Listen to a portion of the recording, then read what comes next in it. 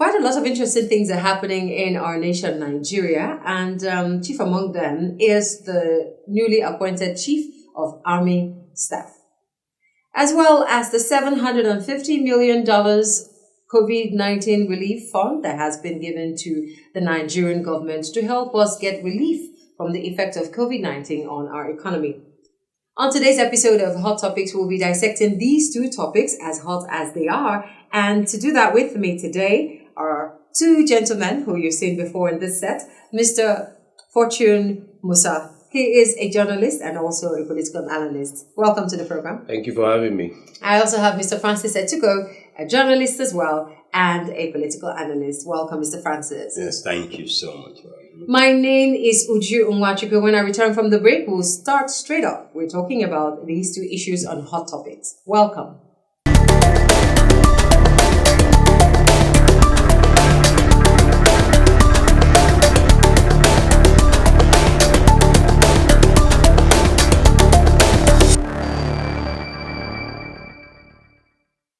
Welcome back. Like I said at the intro, we are going to be talking about the appointment of the new Chief of Staff to replace the late Atahiru, who passed on in an ill-fated plane crash. Major General Yahaya. Yes, Atahiru Yahaya. Atahiru Yahaya. Okay, so we have rumors, straight to the point, right? We have heard things from the grapevine and all of that, but we're not all about rumors, we're all about facts. About how that a lot of people had to be removed from the way for him to be able to get to the position of Chief of Army Staff. How does it work in the military precisely? Well, I mean, first of all, every soldier belongs to a certain general course of the NDA. Yes. Every officer. It is said that the newly appointed Chief of Army Staff belongs to the regular course 27, and his seniors of regular course 24, 25, and 26 were still active in the military. The Chief of Defense Staff is said to be of the regular course 24, and he's the most senior person by hierarchy now. So 25 and 26 had to lose a number of generals. If we are putting it at a modest number, maybe 25, 30, maybe more generals. Who are senior to him because he is of regular course 27 coming into this office and cannot superintend over his superiors. It means that a number of generals will have to retire unexpected. So the reports were true? Yeah, you could say. I mean, it's not not hidden per se. No, it's something that has happened even with the Nigerian police. We've seen for the new IGP to come into office, quite a number of his seniors had to, because you can't superintend over your seniors. There'll be that issue of a lack of respect, a lack of reverence for your office, and all. It's just not. It's a code thing. You can't do that in the military. Okay. Why that mass, let me use the word mass retirement? Was it as a result of incompetency? Did they say, we found somebody really competent, but he's kind of like down the ladder, so we need to make way for him? Mr. Francis, what do you think? I would not want to use the word mass. I would like to use the word forced retirement. Okay. You understand? Yeah. And let me be very, very clear about what this is going to build up to. This is going to build up to a lot of bad blood within the military hierarchy. You understand? Because a lot of people are not going to be happy. We are at a point in Nigeria when we are talking about the unity of the country. We are talking about building cohesion. Now you are seeing a situation where, there are issues about the late course. How he got to the position. So many people are saying if it was them, they would have wished away that position. It's not something he should have taken in the first place. The man is dead. And the same mistake is repeating itself already. So you see. When you say mistake, what exactly do you mean in this case? In the first place, the late course was not supposed to be there because we heard that there were also the same practice retiring people ahead of him because you cannot have make room for him. To make room for him. Okay. Now we've had a conservative number, let me say 45. because they will not have a situation where the new cohorts will walk into a room and lieutenant generals are standing up for him, to acknowledge his entry. So they will rather just go. Okay. Was it a forced retirement? How do I put it? Was it a willful retirement, or was it like, okay, you have to retire? Even if they append their signatures to the retirement papers and say, okay, we agree, we're going to get our full benefits and all that. Yeah. There were still people who had 4 or 5 years of service in them, and they have been asked to go. I mean, and we're talking about some critical experience in the middle of this insecurity that Nigeria is trying to grapple with. We've got so much we're grappling with. We're talking insurgency, we're talking banditry, we're talking kidnapping. Here in the FCT just about yesterday, 14 people rescued. That's from the Gauraka kidnap incident. Of course. Yes. So you look at it, we have, go to the southeast, go to the southwest, with all of the conversations around secession and active groups. We're hearing about IPOB and the Cameroonian non-state actor, all manner of things going on. You can't just lose 45 generals. You see, in the military anywhere in the world, the average soldier is an investment. For somebody to have risen to the position of a major general or a major, you can imagine the amount of money that has been spent to training in Germany, in Israel, to counter espionage, to do a lot of things, because they do all this training alongside, other international agencies like the FBI, the CIA, and all that. So when you talk about interagency connection across borders, across, the world, they are all part of this common ground. Okay. And now you've had to retire these people when we are having all shades of insecurity in Nigeria. These people would have properly fit into some of these areas, these troubled spots, and be able to quell some of the things we're seeing around Nigeria. Well, prior to them being retired, we were still in the, deep in the situation that we currently are in now. So why do we suddenly think because, they're now being retired, they would have done something better? But they were in existence, or they were in office before.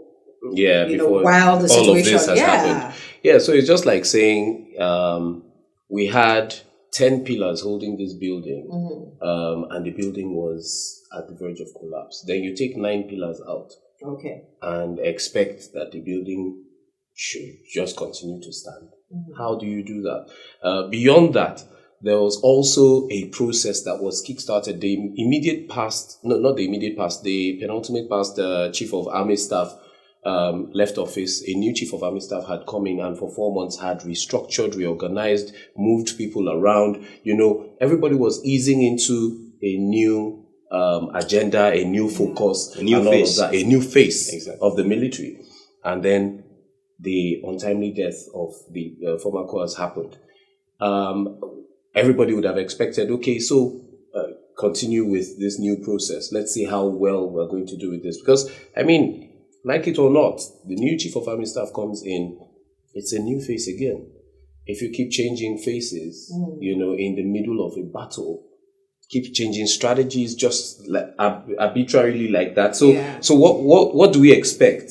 God forbid, if something happens again that is drastic or, that will require for big decisions, how many more senior military officers would we have to lose for us to have to, massage all the egos and handle the situation? So these are the fears. Okay. I asked a question earlier. I said, is it because of capacity, or we see somebody who's able to, but he's way down the ladder, so to speak, so we need to make way for him? Could that be a factor? No, it's a political appointment. So it's not so much about capacity. It's not like in the judiciary where you talk about a senior judge who should be the next in line to be chief judge of Nigeria. You talk about the next in line and you say, the most senior. You understand? This appointment is clearly political. It is political. But the fact remains that even if, as political as it is, there were still people that would have been, able to fit into the bill okay. from the course 25, 26, not to go all the way to 27. You understand? Right. Because it means a loss in investment for Nigeria. There is no way you look at it. Okay. There is no way that political appointment will be to the benefit of Nigeria. Because now it's all over there in town. People, it's already public knowledge that these numbers of, senior officers have been retired. No, I want to believe that there are still within this amount that has been retired, people who had service in them, who are looking forward to say, maybe in the next 3 years, I'll be in a strategic position where I can bring, my wealth of experience to bear. Now, in situations like this, in the local parlance, people say you kick the ball to somebody you know. You understand? Yeah. If one of them that has been retired now happens to have found himself in 2 or 3 years' time in a position where he has to make key decisions about insecurity in Nigeria, he knows the people he can call on and beckon and say, come and help me. And of course, as the person in charge who has the nod from Aso Rock, you can say, I bring on this person, I want to bring on this person because I have had, field experience with them. We've had theater commands, we've had, tour of duties together, and I know they can do this and do that and do this. And we'll quell some of the insecurity we have around Nigeria. All right, let's preempt the new Chief of Army Staff. What do you think Nigerians should expect based on his background, wealth of experience, if any? What should we be expecting? Well, I mean, I had never heard of him before, even though it is said that he was head of one division and heading the counterterrorism unit called Operation Hadinkai in the Northeast. That's all. And that's just coming from reports after his name was mentioned and all of that. Just like Mr. Francis said, every Nigerian general is an investment. Every one of them has been trained. Every one of them has had to, to carry out, great assignments on behalf of the Nigerian government at different levels. So it's not a matter of, he's not competent. It's a matter of, the reactions of the people because of how polarized Nigerians have become over the last few years as it relates to service chiefs, So service chiefs became, a regular parlance for everybody. They changed the service chiefs. Service chiefs did this and that, and all that. So that's where the whole thing is coming from. Beyond that, of course, we've had a military government before. We've seen how, the military, where Nigerians have actually watched the military carry out its activities over the years. There's no doubt. There's loyalty. It's a strong word in the military. There's a lot of psychophancy as well. There's a lot of, hopefully, he would bring in, because he's a younger person, hopefully he'll bring in a new day, because Nigerians don't have time. Really? We really don't have time with the kind of insurgency and insecurity we're going through. We don't have time to wait for an elaborate plan. We need something that is hitting the ground running, and we can find results, because results means people's lives are being saved. Exactly. Francis, what about you? How do you predict his performance? Well, there's a lot of talk in town about the new course not having that war experience. And tour of duty counts for somebody who is taking that kind of position. So it's very, very important. I don't know how true that is. As per his experience, whether you like it or not, the Nigerian military is at war right now. Asymmetric war, whatever war you want to call it. Where we have insecurity all over the place. In the southeast, we have kidnappings. In the northwest, we have cattle rustling, we have banditry. It's all over the place. So somebody who has a harmful experience about the war situation, theater command experience, would have, properly fit in. But I want to believe that this man is going to realize where he's coming from and say, okay, let me do the right thing. Even when people don't expect so much from me. You understand? Sometimes that's a safe place to be. Yeah, exactly. So it is very, very important. Quite a lot of expectations Nigerians have for the new Chief of Army Staff. behind all the drama that happened before he was appointed, we're really hoping that we see a valid change or tangible change. Because even before the late one passed, the late Chief of Army Staff passed, we had cried for a change of the chiefs, security chiefs. And then the change occurred. And we were saying, we are not seeing anything. And then there was this portion of society that kept saying, it's too early to see any tangible change. And you mentioned, Fortune, that Nigerians really don't have time. Yes, we don't. So the new Chief of Army Staff now has his work cut out for him. Yeah.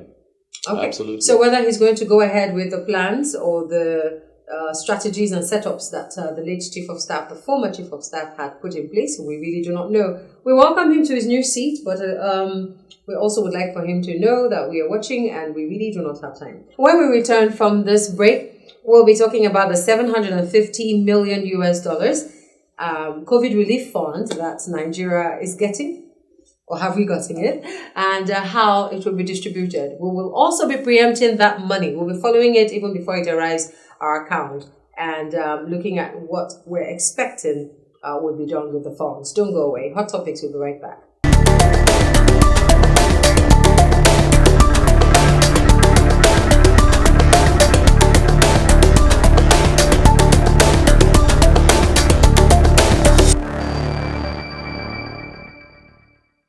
Welcome back. It's still Hot Topics, and on this side of the divide, we're going to be talking about the $750 million COVID relief fund that the Nigerian government as well as World Bank will be distributing to the 36 states and the FCT. Each state is to get $20 million and the FCT is to get $15 million. Okay, so this is going to be a very straightforward conversation. What is our hope on how this money will be expended, really, ideally? Because we've had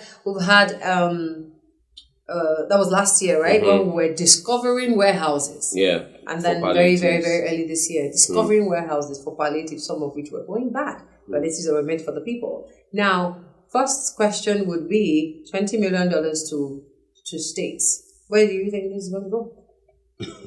Well, I am waiting to see what will happen for Kogi State. Is Kogi going to get part of this? Oh yeah, because there is no COVID.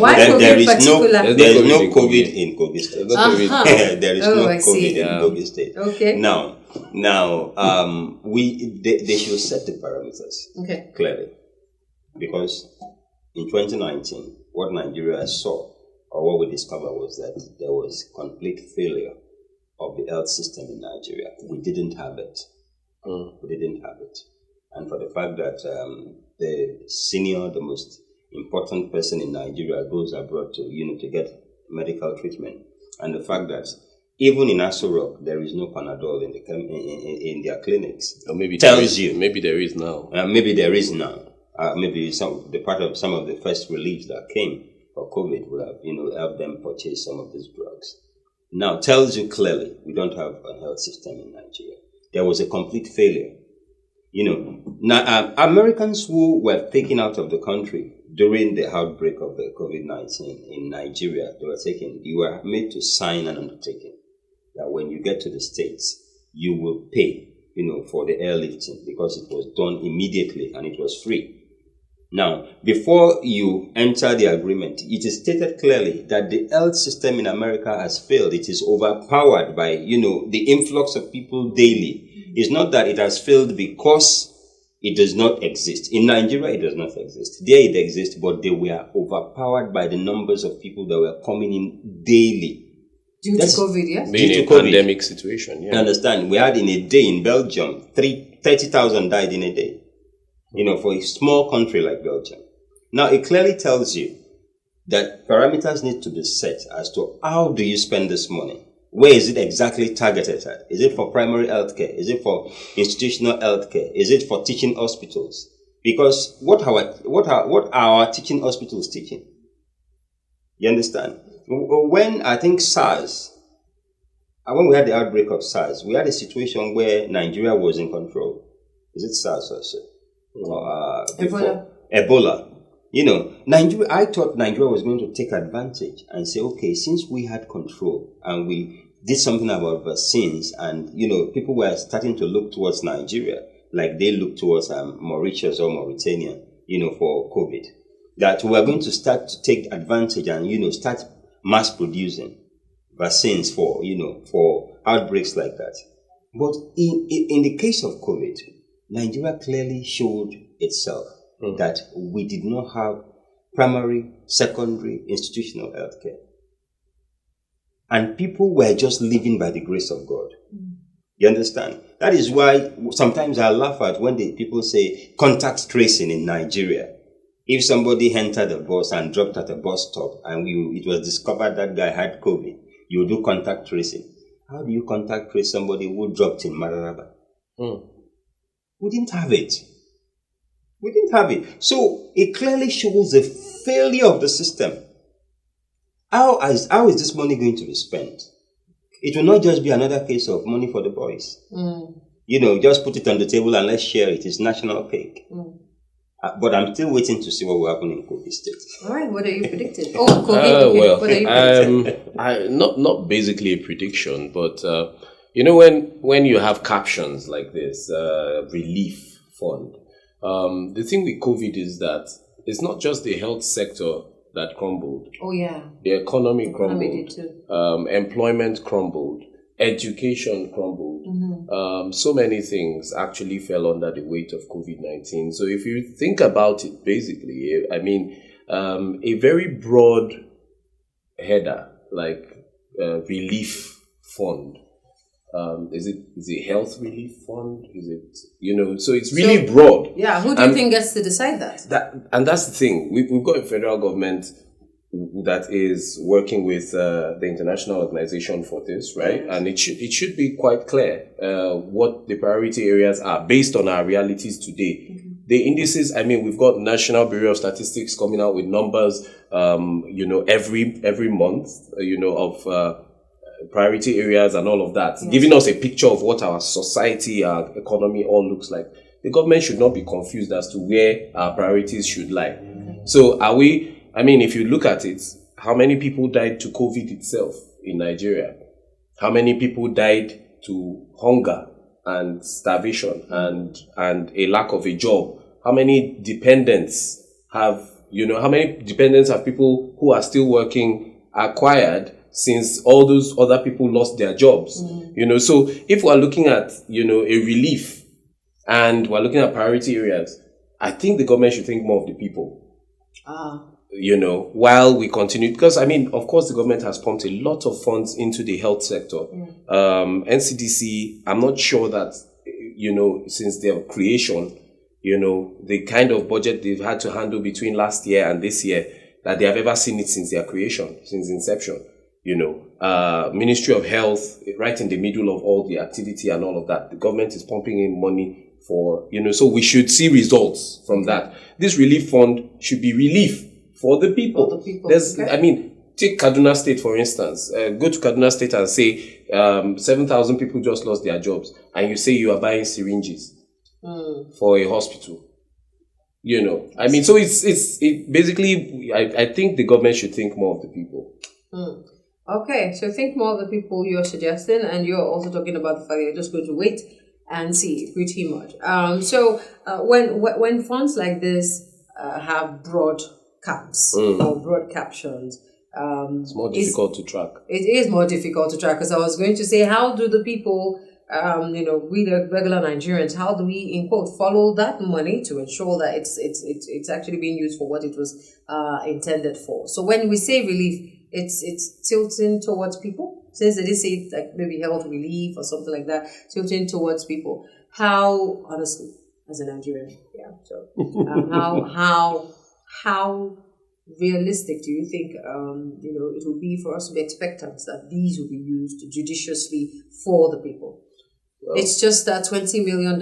I'm saying just now for each state, because we've heard even more terrifying numbers and we didn't see any results. So this is just $20 million. So $20 million. We're now looking at the fact that Naira fell to 490 in the parallel market as of yesterday. So if we're looking at 490 Naira to $1, and we do 20 million, good luck to your calculator. But if you think about it, basically, that's enough money for people to actually feel the effect of it, But they say also in law that until something has happened, you cannot say it's going to happen or preempt it or all of that. We can't say, the money is going to be missing. Yeah. But the government should think of the people. Okay. I think Sarah and CSOs, NGOs have a lot to play right here. Follow the money. They need to follow the money because Nigerians, as we speak, more than 50% of businesses are dying in Nigeria. Over 20% have died completely. A lot of people lost jobs. A lot of people became suicidal as a result of what COVID brought. A lot of children, inflation rates, exactly, and then devaluation of naira. Exactly, a lot of children are out of school, and we're talking about the future of Nigeria. So, in as much as it needs to be about the people, they need to follow that money, because this relief, a lot of governments, state governments, did a lot for their people. A state I was very surprised about was Nasarawa State. People were getting foodstuff on a daily basis. But the fact is that as they were getting this foodstuff, people brought a lot of religion into it. Because you see your neighbor who is a Muslim, for example, I'm sorry to say, is getting relief material, is getting rice, is getting everything. And you are there, maybe a Christian family does not have food to feed. And you see other people, they will take it straight to a point and, communicate and give themselves information, come and get it from here. That relief shouldn't be like that. It shouldn't be like that. I think the CSOs have a major role to play right here. But Mr. Francis, how well have we done with following the money? For instance, the Ibori loot comes to mind. The Attorney General spoke recently, has had to backtrack and say a different thing and all of that. There's this back and forth. It's one of the things that is most difficult for us to track in Nigeria. Is money. Exactly. That's true. It has always been a problem for us to say. Where, in fact, recently, when the Attorney General came under fire, also concerning certain fees that were paid to certain lawyers for representing Nigeria to return funds to Nigeria and all of that. One of the statements that was made was, I don't know where the money came from, but it was, appropriated for this. In the 21st century, that is one of the most impossible things to say. How can you say you don't know where money came from when the world is going digital, the world is going off paper cash? Yeah. There's always a trail. Money should be the easiest thing for us to track. It's the most obviously easiest. Not in Nigeria. Wow. Are we ever going to get out of this rot that we're in? Rot ROT. Are we ever going to get out of it? Do you see anything in the future that gives you hope that, okay, we will one day get out of this? Well, the thing with hope and faith is this: you don't have to see something for you to have faith. You have to have faith because that's the only thing we can have. We don't have another country. We don't have an alternative. Nigeria, 1 in every 5 black people in the world is Nigerian. If we have a humanitarian crisis, the world will not recover. And until you have destroyed your country, you don't know how much your neighbors don't like you. So the earlier we get our act together, the better. So whoever it is in position, I don't know who is going to have an epiphany. If it's the president, the service chiefs, the financial managers, and even the members of whatever cabal exists. We can't afford to continue the way we are going. It shouldn't continue. So yes, we may not see it. We may not be able to point at somebody and say, this is the Messiah or this is the guy that is going to come, because Nigerians have tried Messiah syndrome. Really didn't work. So we have to have faith, though. That's what I believe, and keep hoping. And then in our small corners, in your own way, you are in a small office, you are in a small position. What do you do with your office? So that we can potentiate all that energy and come up with an answer, come up with a country that we all desire. All right. Closing remarks from you, Mr. Francis. I want to say faith is something you hope for, evidence of something you may never see. In Nigeria, we need to conscientize the people a lot. goes on in the consciences of people.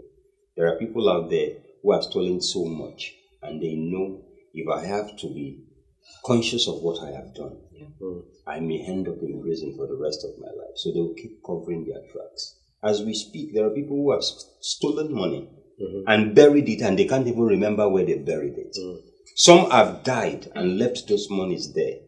You know, ticks will eat up those monies, and people are dying daily. So you need to conscientize the people. If you can conscientize the people, the future generation needs to know that you don't just steal anyhow, and you steal to the extent that your third and fourth generation must survive. And people are dying immediately at their next door neighbor. A lot of conscientization needs to be done for this country. All right, I totally agree with you. Faith, yes, but also adding work to it, and that's where the conscientization comes in. You have a role to play, really. You have a responsibility beyond just being a role. You have a responsibility to be a good person, to be a good Nigerian, to be a patriot. You might laugh and say, well, how does that benefit me? It may not benefit you directly at the moment. Nobody may sing your praise at the moment, but you know that feeling of, I have done something good, I have done something worthwhile, I've done something right. That feeling, money cannot replace it, honestly. A new Nigeria is possible, but you see, it will take each and every one of us doing our own part, in our own small corners there, making impact however we can to bring it to life or to bring it to light. Do your part, really, do your part. So that's how we wrap it up on today's episode of Hot Topics. Thank you, Mr. Fortune, and thank you, Francis, for joining me. Like, share, and subscribe to this channel for more thought-provoking content. Enjoy the rest of your day. Bye.